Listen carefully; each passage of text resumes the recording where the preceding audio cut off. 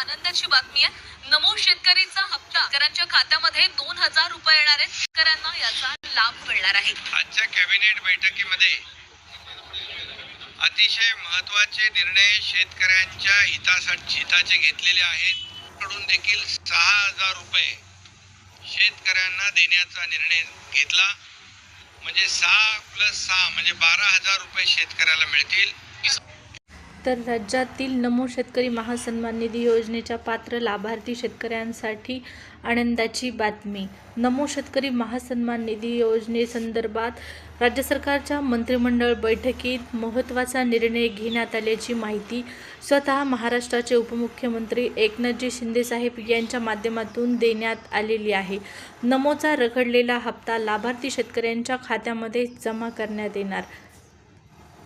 या योजनेचा हप्ता खूप दिवसापासून रखडलेला आहे आणि आता या हप्त्यासंदर्भात महत्त्वपूर्ण माहिती समोर आलेली आहे। एकनाथजी शिंदेसाहेब यांच्याकडून माहिती देण्यात आलेली आहे। नमोच्या हप्त्यासंदर्भात मोठा निर्णय राज्य सरकारच्या मंत्रिमंडळ बैठकीत घेण्यात आलेला आहे।